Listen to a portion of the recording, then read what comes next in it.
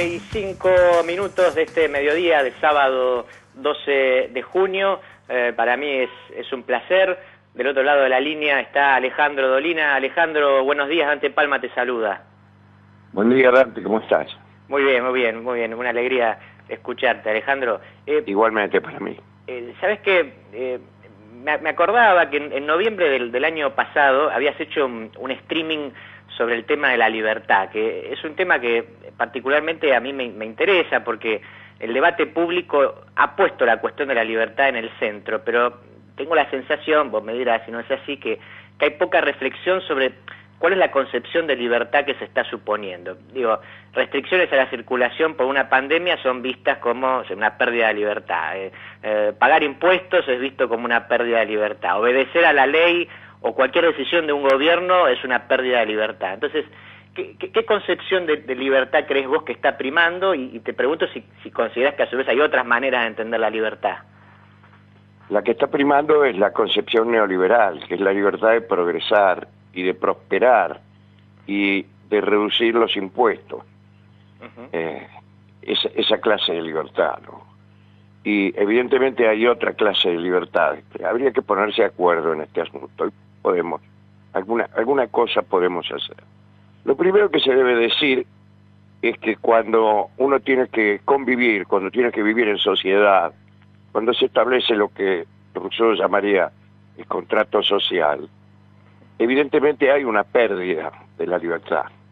Sí. Y no puede uno hacer lo que quiera cuando vive en sociedad, porque evidentemente se chocan los intereses. Aquello que yo deseo hacer posiblemente avance sobre la propiedad, sobre el derecho, sobre los deseos del otro. Y entonces siempre hay una restricción. Justamente la creación de los estados, del Estado, es para restringir un poco la libertad. Por ejemplo, para que puedan comer aquellos que han dejado de cazar, que han dejado de trabajar, por viejos, por enfermos, porque todavía son niños, etcétera. Entonces, la teoría del excedente es que aquello que sobra se lo damos a los que no pueden salir a trabajar. Esa ya es una restricción de la libertad. En toda sociedad organizada hay siempre una pequeña restricción que es la que asegura el funcionamiento del Estado. Eso es así, lo sabe cualquiera. Ahora, la otra cosa que hay que decir es que cuando hay situaciones extraordinarias, no se puede pedir proceder como cuando no las hay. Eso es una especie de locura. Sí. Y entonces, si vos tenés una pandemia, es evidente que en algún momento vas a tener que hacer cosas que en tiempos normales no hacías. Por ejemplo, protegerte. Por ejemplo, a lo mejor un impuesto que antes no tenías. Y en general, los gobiernos inclusivos tratan de que los impuestos los paguen los que tienen mucho, no los que tienen poco. No son los viejos, los enfermos y los niños los que tienen que pagar impuestos para sostener a las personas que más tienen, sino al revés. Claro.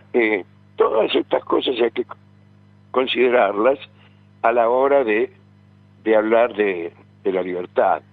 En general, la libertad que se defiende hoy es la libertad de poder seguir los impulsos del mercado tanto como te dé la gana.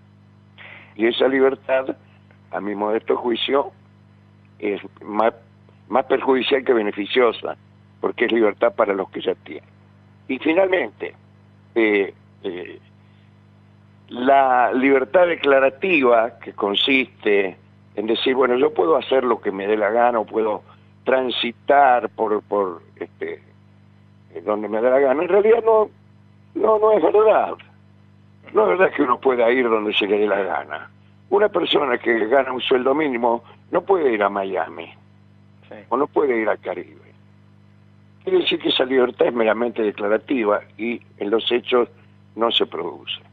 Todas estas cosas hay que tomarlas en cuenta cuando se discute un tema tan espinoso como es el de la libertad. Ahora, Alejandro, en relación con esto que me estás diciendo, digo, se habla mucho y en parte se ve que hoy son los sectores de derecha, especialmente jóvenes, los que aparecen como rebeldes, ¿no? Son ellos los que, si querés, los que dicen prohibido prohibir, mientras que la izquierda o los espacios populares como que han quedado del otro lado, ¿no? Son los que se encargan de proteger, los que se encargan de que nadie se ofenda, los que decretan las cuarentenas y te dicen quédate en tu casa. ¿A qué crees que obedece este fenómeno como de inversión? Esa es la falta de sensibilidad y de empatía con el otro, evidentemente. Ese es individualismo, eso es un individualismo exacerbado, que no tiene absolutamente ningún sentido solidario ni inclusivo, y creen que darle algo al que no tiene posibilidad de valerse por sí mismo, o que sea en forma momentánea, es que te metan la mano en el bolsillo, es que te están haciendo un robo. Y no es así. Yo creo que justamente el punto central de la existencia de los estados, del Estado como organización, es un punto solidario. Es un punto solidario. El que dice prohibido prohibir, eso no es un pensamiento de izquierda, es un pensamiento de derecha. Quiero lo mío, yo que estoy en buena situación, quiero que nadie me saque lo que he conseguido, quiero que nadie me prohíba hacer lo que deseo, que por otra parte, ¿qué es lo que deseo? Lo que deseo es seguir prosperando y apropiándome de lo que mi propia fuerza, mi propia situación favorable me da. Otros dirían, mi propia explotación me da. El límite a esa explotación es el Estado inclusivo. Y más en esta época en que el mercado no tiene tanto límite como por ahí tenía el capitalismo de principios del siglo XX. Ahora no, desde que los fondos de inversión pueden hacer inversiones de riesgo y pueden manejar la economía con más fuerza todavía que la producción de bienes, bueno, entonces eso es más necesario todavía, ¿no? Es que alguien ponga un límite a esa rentabilidad y que ese límite tenga un contenido social. Ahora, o sea, no es la misma cosa. Vienen los esbirros del rey Juan sin tierra y atacan a los pobres campesinos amigos de Robin Hood, con impuestos excesivos. No es esa idea. No es esa idea. Es la idea contraria. Lo que sobra se utilizará para que aquellos que no han podido prosperar por alguna razón, bueno, tengan algo que comer. Pero la meritocracia dice que el pobre es porque no se ha esforzado y que el que realmente está necesitando de la ayuda del Estado es un piola, y que las personas se embarazan para conseguir esos mismos subsidios. Bueno, esa clase de pensamientos son los pensamientos que hoy en día podríamos llamar de derecha. Claro. Alejandro, te llevo un poco al terreno del humor, pero en parte vinculado con lo que veníamos charlando. Hoy se señala a la corrección política como una gran fuente de censura o de autocensura, en el sentido de que, digamos, hay chistes que no se pueden hacer y en alguna medida pareciera como que el criterio es que no se puede hacer el chiste que ofenda a alguien. Yo te pregunto primero si lo sentís así y después si crees que esto va en detrimento del humor o en todo caso considerás que, bueno, que el humor también tiene una responsabilidad social y que en ese sentido, bueno, se acomoda a los tiempos históricos que nos tocan. Yo creo que cada uno lo decide por sí. Y que en el pecado está la penitencia, ¿ves?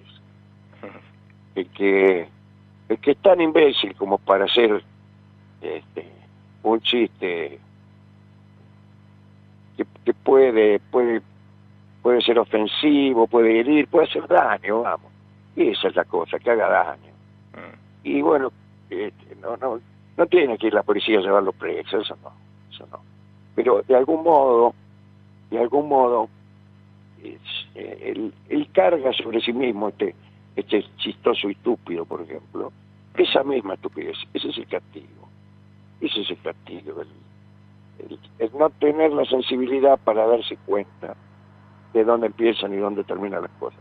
Ahora, yo estoy en contra de cualquier comité de censura, no, dejémoslo.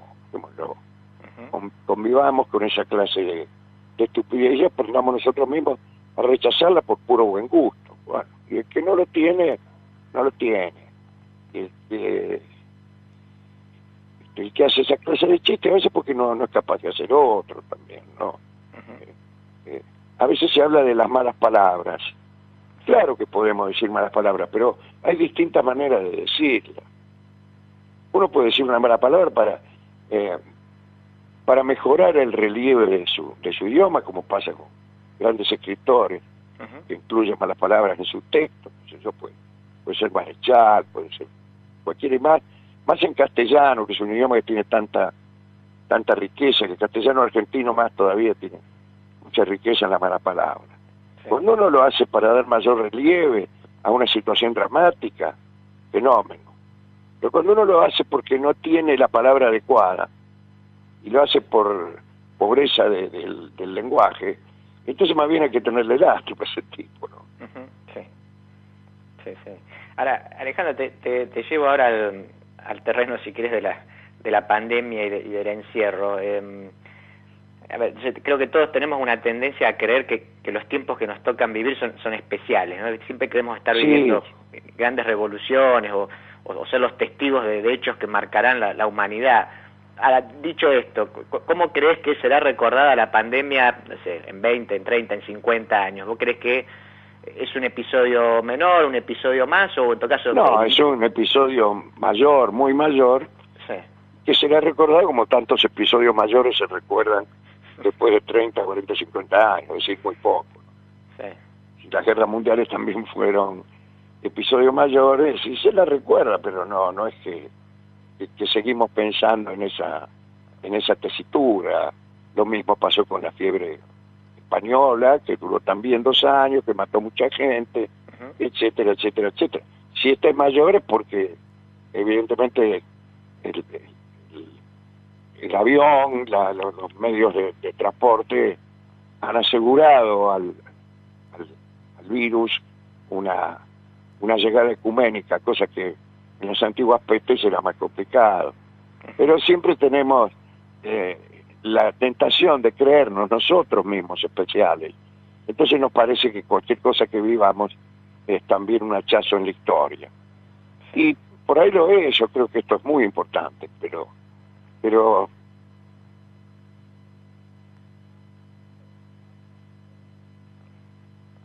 ahí me parece que se nos cortó la comunicación. Yo no lo escucho, Alejandro, por lo menos. Ahora le voy a pedir a Facundo que se vuelva a comunicar con él. No sé si él me está escuchando, yo no. Estábamos charlando entonces con Alejandro Dolina.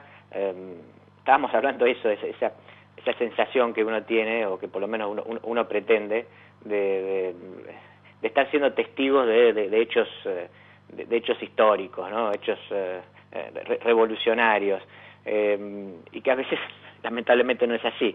Pero en este caso parece que la magnitud del fenómeno de la pandemia da cuenta, es más, podríamos decir, bueno, ojalá sea así. Ahí lo estamos recuperando a Alejandro. Alejandro, ¿ahora sí me escuchás? Sí. Ahí está, ahí te escucho. Me estabas contando de la importancia que va a tener este episodio de la pandemia. Así es, sí, y la tendencia es parte de la condición humana, de creerse uno un fenómeno único en la naturaleza, ¿no? Sí. No hay que hacerse tanta ilusión. ¿Sabes qué? Bueno, también te lo estoy preguntando, pero yo la sensación que tengo es que con la cuestión del encierro, de la cuarentena, siempre se hizo como mucho hincapié en la relación que nosotros tenemos con el espacio, vos en tu casa, yo en la mía, y poco se hace hincapié en la cuestión del tiempo. Y ahí te dirá que más que nunca se ve la conexión entre espacio y tiempo, cómo el encierro finalmente condicionó nuestra manera de entender el tiempo. Te pregunto a vos en lo personal, ¿cómo estás lidiando con el espacio y con el tiempo? En lo personal yo estoy viviendo con dificultades, ¿no? Espaciotemporales, por decirlo así. Primero porque yo estoy ahora casualmente viviendo solo. Sí. De manera entonces que esto altera la relación que uno tiene con el tiempo. Las horas son largas, no puedo dormir, como dice el tango.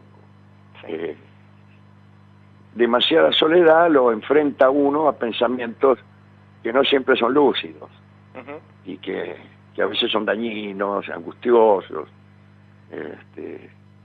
Y esa dificultad de no poder conectarse por un lado y de que las cosas tengan una duración demasiado psicológica, produce una especie de duermevela, una especie de sueño que angustia.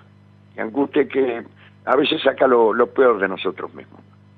Porque todas esas indignaciones que estamos describiendo, es muy probable que muchas de ellas provengan de esta alteración del espacio, del tiempo, de la sensación de compañía que es tan necesaria, etcétera, etcétera. Yo en lo personal tampoco me puedo quejar porque estoy muy bien de salud, porque afortunadamente ninguno de mis seres queridos se ha infectado, pero no se trata de angustiarse solamente por lo que le pasa a uno, ¿no? Sí. Sino que hay evidentemente una angustia colectiva que nos afecta y que debe afectarnos. ¿Qué derecho tengo yo a quejarme que no puedo visitar a mi novia cuando hay otra gente que se enferma y se muere, ¿no? Sí. Ahora, Alejandro, te hago la última y te agradezco por estos minutos. O sea que mucha gente nos escribió cuando se enteró que ibas a estar acá y sí, protestando, me imagino yo, diciendo a ver si se dejan de jorobar. Pues a ver si lo callan ese hombre, ya lo escuchamos sí, todas las déjenlo noches. En paz, qué sé yo, que no me gusta oírlo, quiero música. Eso, encima un sábado al mediodía también hay que escucharlo. No, sé que... Claro. Además también, yo como oyente, me siempre disfrutaba las secciones de mitología, y sabés que acá en el programa el programa este lleva 5 años, ya teníamos una sección que se llamaba Presente Griego. Qué lindo nombre. Claro, hacía un juego de palabras, porque en realidad tomábamos cosas de la mitología o de las tragedias, incluso algún bestiario medieval también, para hablar del presente. Entonces, en realidad eso era una excusa para utilizar eso para hablar del presente. Pero entonces ahora te pregunto a vos, que lo venís haciendo en tu programa de hace muchos años, ¿cuál es el sentido que vos le das a la mitología? Justamente, o sea, ¿es una excusa para hablar del presente o es la excusa justamente para poder correrte de este día a día de la coyuntura y hacer otra cosa? Está muy bien, son ambas cosas. Y varían según la ocasión y según la historia, según el cuentito del día, ¿no? A veces, evidentemente, la estructura del mito que estamos refiriendo se puede aplicar al presente o se puede aplicar en general a la condición humana. Me gusta más eso, que es siempre propio de la poesía, ¿no? Eso es lo bueno que tienen los mitos griegos. Los mitos griegos se aplican a la condición humana, siempre están emitiendo un juicio sobre ella, siendo esta trágica. Y eso es lo que tiene la poesía. La poesía no solo tiene el oficio de la palabra y de la belleza, sino también que siempre implica un juicio sobre la condición humana. Pero a veces también sirve una buena historia griega para una especie de huida momentánea. La huida momentánea es un buen consejo para algunos programas. Es decir, la literatura de evasión no está tan mal en un momento en que a veces ciertos temas se convierten en omnipresentes y patológicos. Claro. Porque todo el mundo está indignado, todo el mundo habla de lo mismo.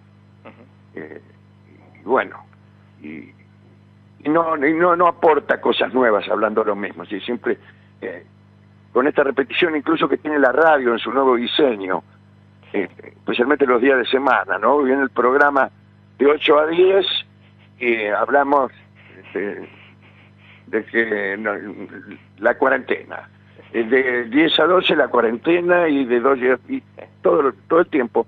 Por ahí la gente está deseando un espacio en donde te estén contando la historia qué sé yo, de Anteo, de Flegras. Sí. Y entonces dice, uy, por fin un tipo que habla de otra cosa, ¿no? Y hasta cosas que no tienen mucho interés lo cobran solamente por no estar diciendo lo mismo que dijo el tipo del programa anterior. Sí. Alejandro, te agradezco estos minutos con nosotros. Hola, hola. Hola. ¿Me escuchás? Ahora te escucho, sí. Ahí está. No, decía que te agradecía estos minutos que te tomaste para hablar con nosotros. Pero ha sido un gusto. Por ahí estoy un poco torpe, digo yo, evidenciando esa misma torpeza, porque acabo de levantarme, y entonces las conjugaciones de los verbos no se hacen presentes hasta las 3, 4 de la tarde. No se notó, igual, no. Pasó de largo. Y Alejandro, te mando un abrazo grande. Bueno, un abrazo muy grande, gracias, he sido muy dichoso en estos minutos. Lo mismo, y muy buen nombre, presente griego. Sí, hay que repetir eso. Estaba bueno. Abrazo, vale. Bueno, charlamos entonces con Alejandro Dolina, nos dimos un gusto, sé que muchos de ustedes lo estaban esperando y bueno, espero que lo hayan disfrutado tanto como lo disfruté yo.